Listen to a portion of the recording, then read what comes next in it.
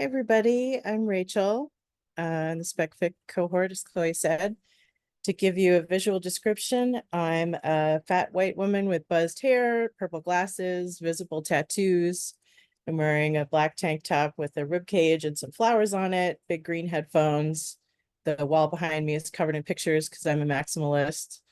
And I'm going to read the opening of a short story I've been playing around with that takes place thousands of years after the death of Earth. Features an octopus-looking alien who's obsessed with the Golden Record, which is a collection of human music and art and culture that we sent into space in 1977. I found you just under 600 light rotations from the Four Arms galaxy, which I'd been skirting around like a cheeky fry trying to get at the shrimp bucket without being caught. It wasn't like I'd lose my job if I went straight in without obfuscation. I was sure no one was giving my reports more than the barest thought, and anyway, Four Arms was well within my territory. I'd requested it specially, with the same crabways nonchalance. I was sick of being teased, you know? A light show every time I'd brought up the record in an interplanetary anthro class. Wow, you must have zero data comprehension, or this is a science-based track. Maybe you should try classics. I got into a lot of stupid fights back then. And when the academy expelled me for antisocial behavior, I skipped systems, took a certification course in specialized terraforming, got a job with one of those outfits that doesn't care what's on your record as long as you plant enough rockweed. It's outsourced corporate monocropping, but there's no ethical consumption, blah, blah, blah. They're always hiring.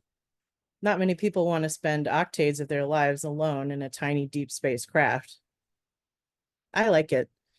The academy was right. I am antisocial. You slipped my notice at first. It's just that I had a new piece from a trader a few tunnels back, claimed he could prove it was part of the record. Completely unassailable provenance, even though several of the most complete contents listings of the record contradict each other. Calls of the bird with big feet only appeared on some of the listings, and he was cuddle shitting me with the paperwork. But even if this wasn't the real calls, he had enough custodial history to suggest it was similarly ancient. Still, I sent him back the documents with my pain points highlighted, specifically a recent certificate of purchase that listed the recording as in the style of the epic poets. A matter of translation, he assured me in his next message. More accurately, it translates to contemporary to the epic poets. Can you provide certification of that translation from the Intersystem Communications Office? There's truly no need, he replied, but I'll discount 200 credits from the price in case you'd like to pursue the matter yourself. If I'd had any intention of retaining the services of the Intersystem Communications Office, 200 credits certainly wouldn't cover it, not with the local exchange rate, but it was a good enough deal and good enough proof to be worth it to me. So, I was blasting calls through the ship's modded out sound system at the highest volume setting because I could get the best vibrations that way. In this case, it had a steady throbbing rhythm that put me in mind of bipedal locomotion.